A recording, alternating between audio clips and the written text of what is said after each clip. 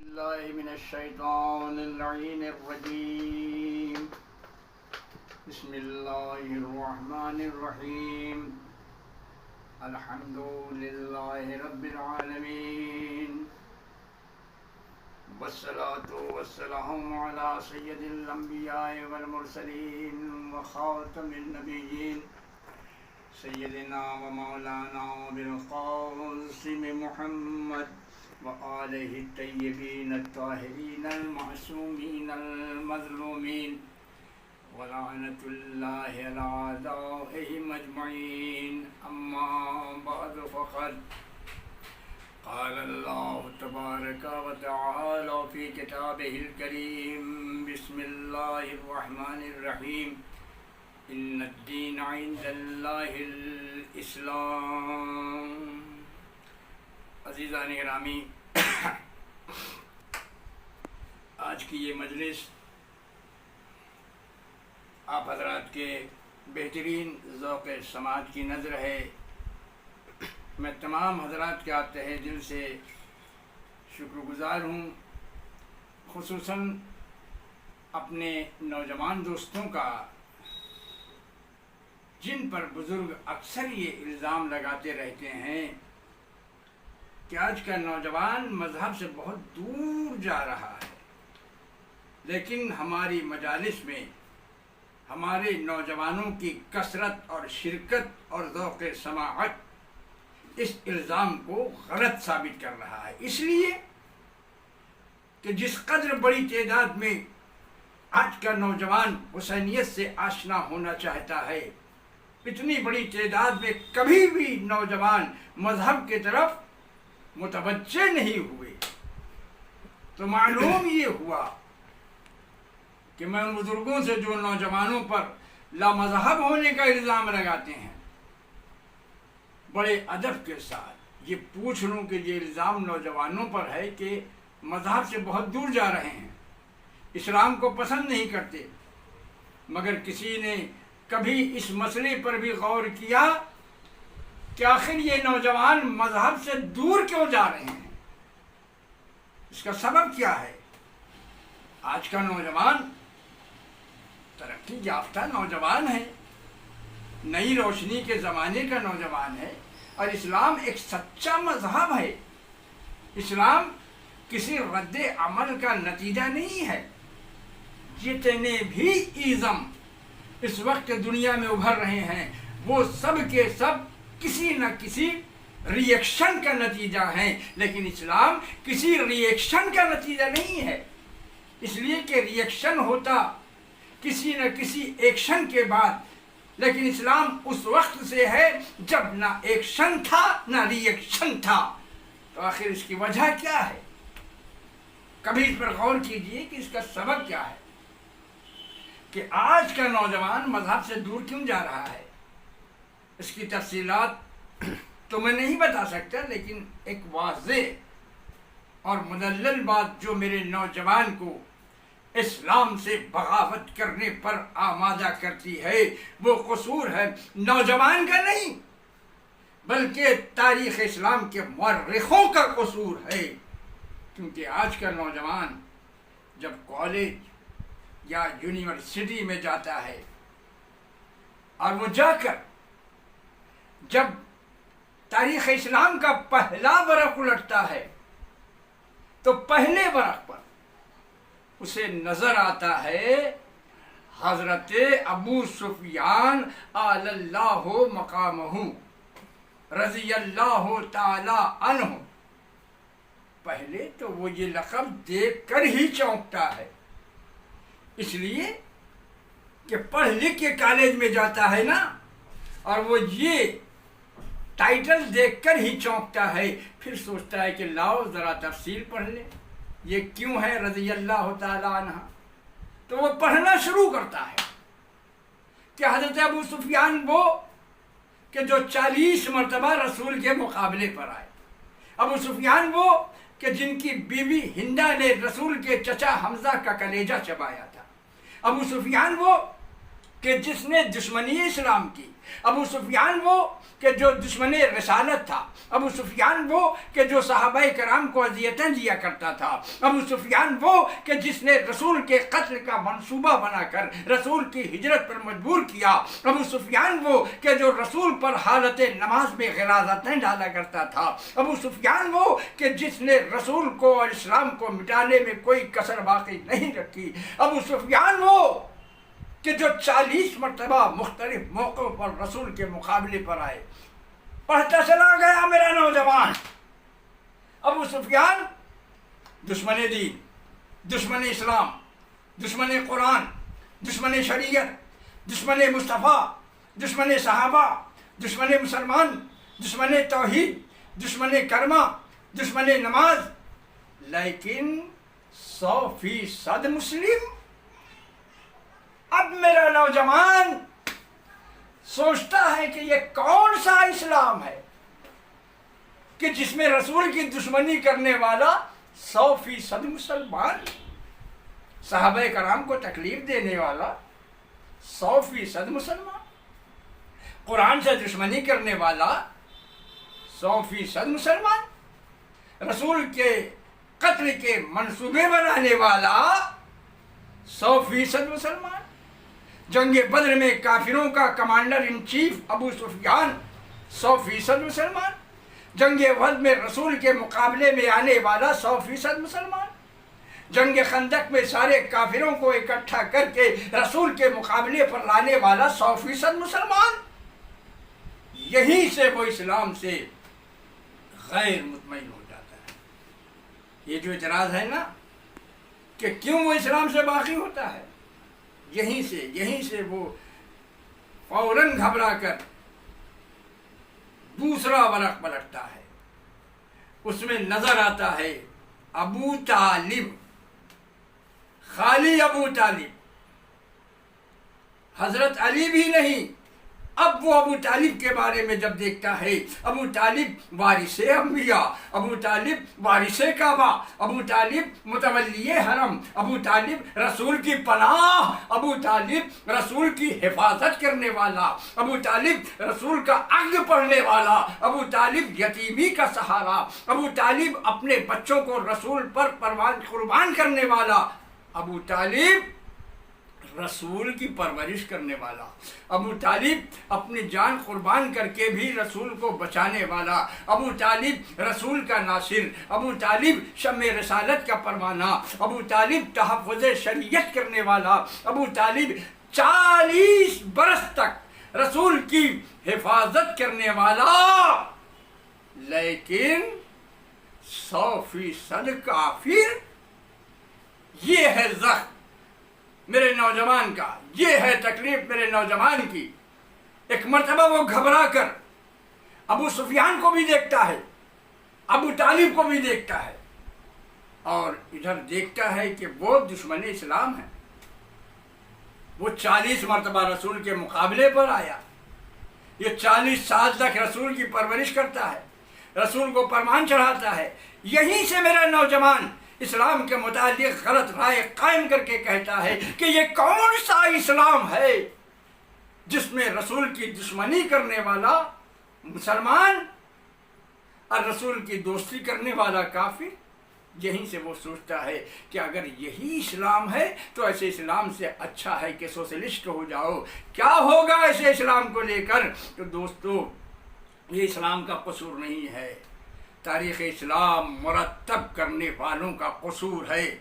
تو معلوم یہ ہوا کہ اسلام بہت خوبصورت مذہب ہے، لیکن اس کو پیش کرنے والے ہاتھ چور ہیں، چور۔ ابو طالب، میں آج ان کے بارے میں مختصر سی چند باتیں پیش کرنا چاہتا ہوں۔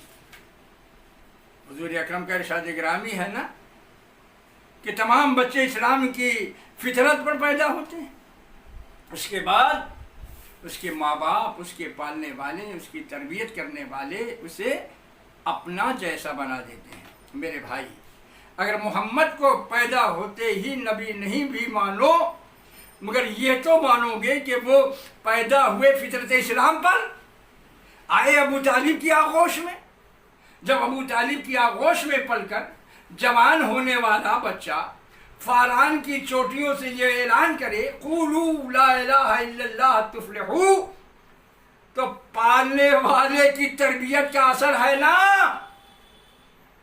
اگر مولا نے مجھے طاقت دی تو میں ایک فیصلہ کن مرحلے میں داخل ہو رہا ہوں۔ بھائی، ابو طالب کی ساری فضیلتیں ایک طرف اور ایک یہ فضیلت ایک طرف کہ جس فضیلت میں نہ آدم شریک، نہ خاتم شریک، نہ کوئی امام شریک، نہ کوئی رسول شریک، ایک ایسی عظیم فضیلت ہے جس میں نہ تو ابو طالب کا کوئی شریک ہے اور نہ ہی قیامت تک شریک ہوگا۔ اور وہ فضیلت یہ ہے کہ ساری کائنات میں ابو طالب کی وہ گود ہے کہ جس میں ایک ہی وقت میں نبوت نے بھی پرورش پائی، امامت نے بھی پرورش پائی۔ ایک بڑھا تو سید المرسلین بن گیا، دوسرے کو پالا سید الاولیاء بنا دیا، نبی بھی پلا، نبی بھی پلا، علی بھی پلا۔ فیصلہ آپ کو کرنا ہے۔ میں یہ حدیث لے کر آیا ہوں، ابو سفیان مسلمان تھا، منظور، ابو طالب کافر تھا، منظور، مگر یہ حدیث کہ ہر بچہ مسلمان پیدا ہوتا ہے، پالنے والے اسے اپنے جیسا بنا دیتے ہیں۔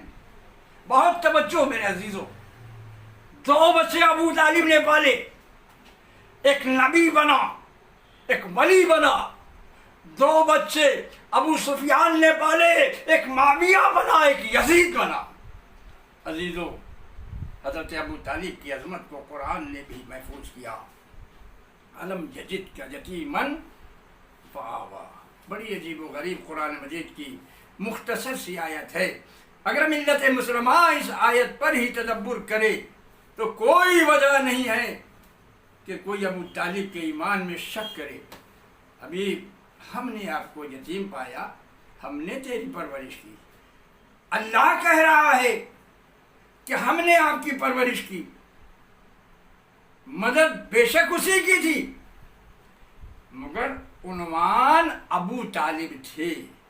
اب یہ بڑی عجیب و غریب منزل ہے دوستو، مسلمان اس پر غور کریں۔ اللہ یہ کہہ رہا ہے کہ ہم نے تجھے یتیم پایا، ہم نے تمہاری پرورش کی، پرورش ابو طالب کر رہے ہیں، مگر اللہ یہ کہہ رہا ہے کہ نہیں، پرورش میں کر رہا ہوں۔ اے ابو طالب کو کافر سمجھنے والے تاریخ کے بے ایمان مورخوں، اللہ کبھی کسی کافر کے فعل کو اپنا فعل نہیں کہتا، کسی مسلمان کے فعل کو اپنا فعل نہیں کہتا۔ قرآن سے پوچھو کہ اللہ فقط فعل معصوم کو اپنا عمل کہتا ہے۔ میرے عزیزو، ایک بات سن لیں، ہم ابو طالب کو مومن بھی نہیں مانتے۔ مومن تو وہ ہے جو ابو طالب کے بیٹے کی غلامی کرے، اس لیے کہ ابو طالب کا بیٹا تو کلے ایمان ہے۔ بس اتنا جملہ ہی کہہ دینا کافی ہے کہ جو کلے ایمان کا بھی باپ ہو اسے ہم ابو طالب کہتے ہیں۔ عزیزو، میں نے بہت پڑھا، بڑی تحقیق کی کہ مجھے ابو طالب کا کوئی قصور بتا دے۔ آخر کلمہ پڑھنے والے ابو طالب سے ناراض کیوں ہیں؟ لیکن جب میں نے شعر پڑھا تو سجدہ کیا عظمت ابو طالب میں، اس لیے کہ مجھے ابو طالب کا جرم مل گیا تھا، مجھے پتہ چل گیا تھا کہ ابو طالب کا قصور کیا ہے۔ مسلمان کیوں ابو طالب کو کافر کہتے ہیں؟ پوری توجہ، جب شعر پڑھوں گا اور دوسرا مصرع پڑھوں گا تو میں آپ کے ایمان اور تولہ کے منزل دیکھوں گا۔ ابو طالب، بس اس خطا پہ تجھے اس جہاں نے چھوڑا ہے کہ تیرے لال نے ان کے بتوں کو توڑا ہے۔ کون ابو طالب؟ کہ جس کا گھر تو اجڑ گیا لیکن اسلام آباد ہو گیا۔ جب بھی اسلام پر وقت پڑا ابو طالب سامنے آئے، کبھی علی کی صورت میں، کبھی حسن کی صورت میں، کبھی حسین کی صورت میں، کبھی عباس کی صورت میں، اور ایک وقت تو ایسا آیا کہ 6 مہینے کے بچے کی صورت میں۔ کسی شاعر نے کیا خوب شعر کہا ہے کہ بچہ بچہ تیرا ہر عمر میں غالب نکلا، اور پڑ گیا وقت تو اصغر ابو طالب نکلا۔ عزادارو، ابو طالب کے تو سب سے کم سن بچے کے خون کے ایک قطرے کا وزن آسمان و زمین نہیں اٹھا سکتے۔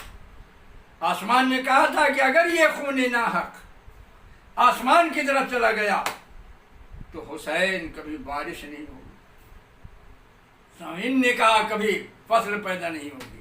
تو عزیزو، پوری کائنات کو کھانا پانی مل رہا ہے، یہ علی اصغر کا صدقہ ہے۔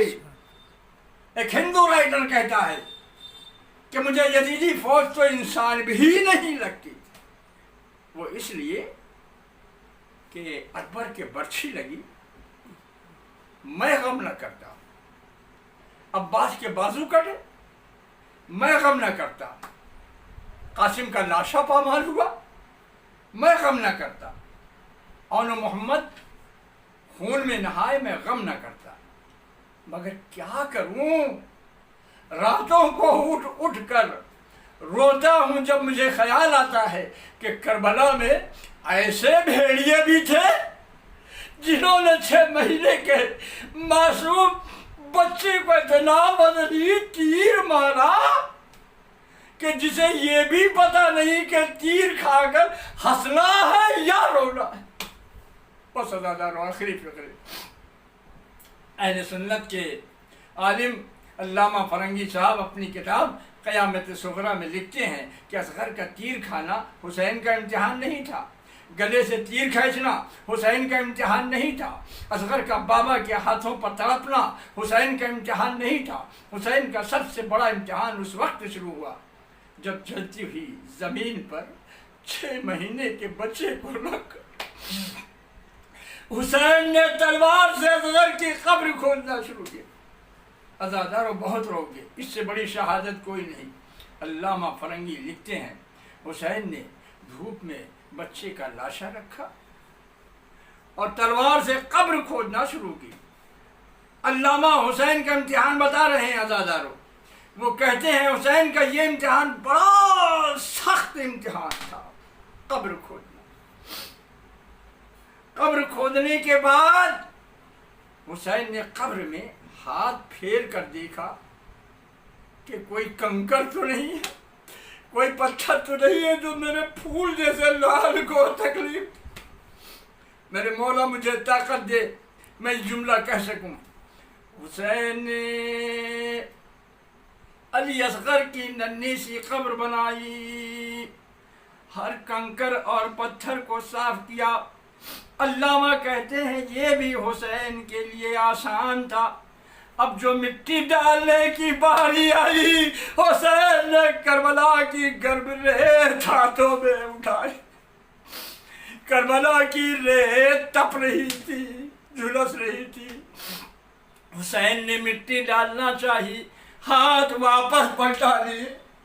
ارے میرے پھول تجھے کیسے قبر کے حوالے کروں؟ بس آخری جملہ، حسین نے 3 بار ارادہ کیا حسین کربلا کی ریت کو اصغر کے پھول سے جسم پر ڈھا کیسے ڈالے۔ عزادارو، ایک مرتبہ حسین نے آنکھیں بند کر انا للہ و انا الیہ راجعون۔ علی اصغر کے جسم پر ایک ساتھ مٹی نہیں ڈالی، پہلے پیروں پر ڈالی، ارے پھر جلتی ہوئی ریت اصغر کے سینے پر ڈالی۔ اب جو اصغر کا چہرہ آیا نا تو حسین سے برداشت نہیں ہوا، اصغر کی طرف ارے پشت کی اور چہرے پر رین ڈال کر کہا اے بیٹا اصغر، ارے تجھے کوئی تکلیف پہنچے تو مجھے معاف کر دینا بیٹا، تیرا باپ بہت مجبور ہے۔ اللہ لعنت اللہ